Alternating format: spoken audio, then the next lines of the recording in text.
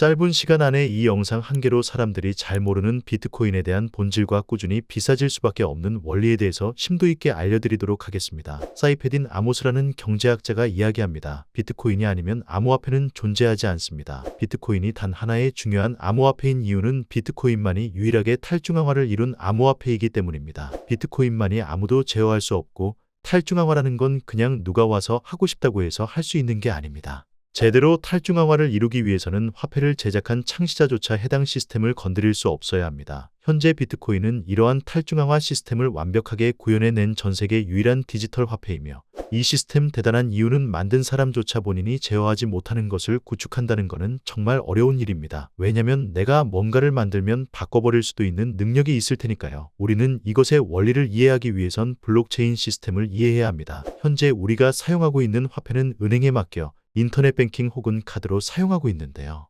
여러분들 휴대폰 화면에 찍힌 내 예금 통장에 있는 잔액은 사실 가상에 찍힌 사이버 머니에 불과하며 가짜 장부라고 볼 수 있습니다. 우리 돈은 은행에 맡기는 순간 다른 사람의 예금으로 빌려주고 이는 이자놀이라고 하는데요. 만약 한국의 모든 사람이 은행에 찾아가서 집단으로 통장에 있는 돈을 달라고 요구하게 된다면 100% 은행은 돈을 지급할 수 없습니다. 왜? 그 정도의 돈은 은행에 없으니까요. 현재 우리가 통장을 보관하고 있는 돈들은 잠재적으로 해킹의 위험에서 벗어날 수 없고 제3자에게 고스란히 공유되고 있습니다.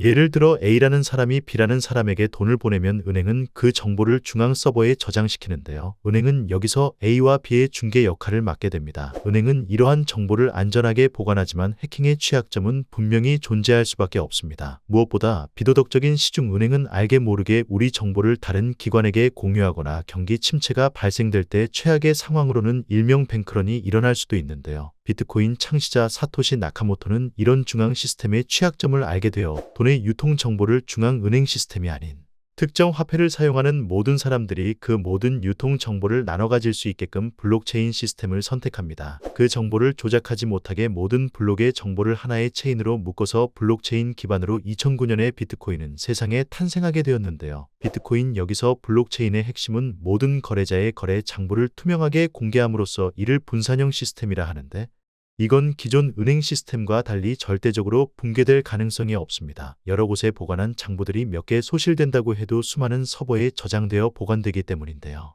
이건 책으로도 비유가 가능한데 책도 한번 출판하면 전 세계 여러 사람들에게 나눠지게 됩니다. 이게 출판이 중지된다고 해도 책이 세상에 영원히 사라지는 것은 불가능하기 때문에 이러한 형식이 바로 블록체인을 통해 모든 사람들이 장부의 기록을 조작할 수 없고 해킹할 수 없는 변치 않는 원리입니다. 그렇기 때문에 3에서 4년 전까지만 보더라도 비트코인을 여러 국가에서 비난했으며 심지어 중국은 비트코인 규제를 강화할 정도로 비트코인은 화폐로서 가치가 없다고 했는데요. 여기서 한번 곰곰이 생각해보면 비트코인이 정말 정부의 말대로 쓸모가 없고 범죄에만 인용되는 취약한 화폐였다면 애초에 사라지는 게 맞습니다. 하지만 그러지 못하는 이유는 무엇일까요? 이유는 전 세계 초강대국들이 머리를 모아도 비트코인을 붕괴시킬 수 있는 방법은 없기 때문입니다. 왜? 이것이 블록체인으로 만들어진 비트코인의 탈중앙화 시스템 때문인 것이죠. 어느 한 국가에 귀속된 특정 화폐가 아니란 명확한 증거입니다. 이러한 속성은 오늘날 금과 매우 유사한 성질을 띠우고 있는데요.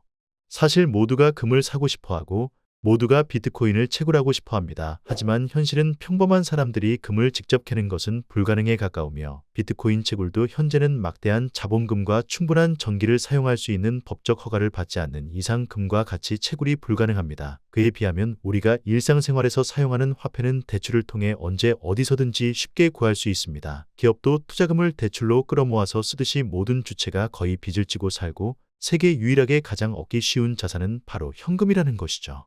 금이 오늘날까지 전 세계 최고 안전자산으로 불리는 이유는 단순합니다. 종이 화폐가 가장 얻기 쉬운 자산이라면 금은 평범한 사람들이 얻기 힘든 자산이고 법정화폐는 부채로 쓰이며 위기가 발생할 때마다 중앙 집권을 통해 언제든지 발행이 가능하기 때문에 그 가치는 매년 소실되고 있습니다. 오늘날 이러한 취약점을 바로 잡고자 비트코인이 존재하는 것이며 비트코인은 종이화폐처럼 부채가 아닌 형태의 돈입니다. 그렇기에 비트코인은 금처럼 미래에도 꾸준히 상승할 수 있는 유일한 가치 저장 수단입니다.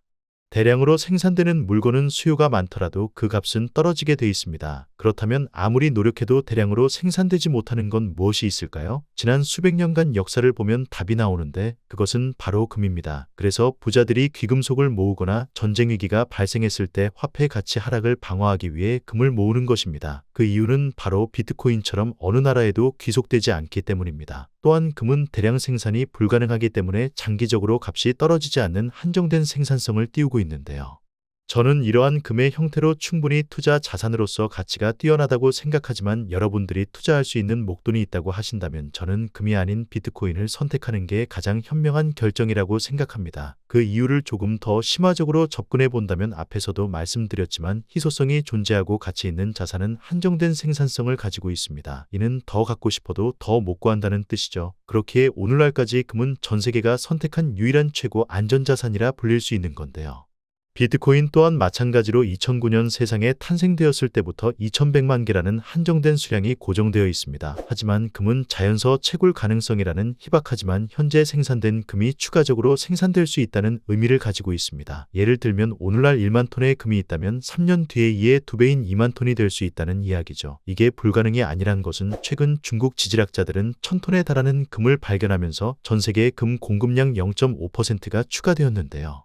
반면 비트코인은 2009년도부터 16년이 지난 지금 1970만 개가 채굴되었습니다. 비트코인은 16년 전까지만 하더라도 집에서 간단한 컴퓨터 프로그래밍으로도 쉽게 채굴할 수 있었지만 비트코인 창시자는 화폐 가치 하락을 방어하기 위해 4년 주기로 발생하는 반감기를 구현했는데요. 이는 일정하게 채굴되는 보상이 4년에 한 번씩 절반으로 줄어드는 것을 의미합니다. 예시를 조금 더 들어볼까요?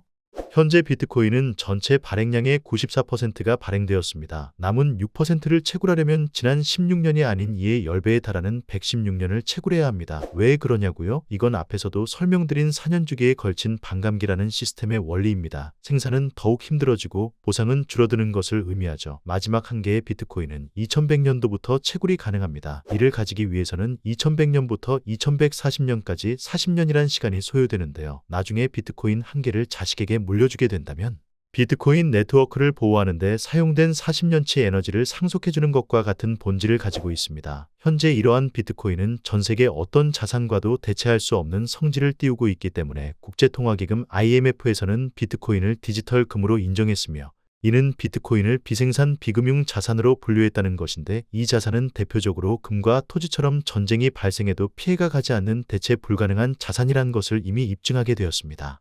백악관 디지털 자산 자문위원회 의원은 다음과 같이 이야기합니다. 미국이 금 보유고의 수익 혹은 정리를 통해 비트코인을 매입할 것을 추진합니다. 실제 미국 상원 의원들은 미국 정부가 5년에 걸쳐 총 100만 개의 비트코인을 확보해야 한다는 법안이 최종적인 결론이며 현재 미국 26개의 주에서는 비트코인을 비축하는 법안에 대해 통과된 상황입니다. 전 세계 초강대국 미국이 오늘날이 돼서야 금이 아닌 비트코인을 국가 비축 자산으로 지정한 것은 이렇게 명확한 이유가 있습니다. 화폐의 성질은 역사적으로 매번 변화했습니다. 현재의 종이 화폐가 다음 세대의 다른 화폐에게 대체될 가능성을 배제해선 안 됩니다. 어떤 기축통화든 취약점은 존재하기에 매 세대마다 이 취약점을 극복하기 위한 다른 시스템이 등장하기 마련입니다. 오늘날 기존 화폐를 대체할 가능성이 가장 큰 자산은 비트코인이며 다음 시간에는 비트코인을 통해 우리 세대에서 어떤 이점을 취할 수 있는지 정리해서 다루는 시간을 가져보겠습니다. 오늘 내용은 어떠셨나요? 구독과 좋아요 눌러주시면 더 양질의 컨텐츠로 보답드리겠습니다. 감사합니다.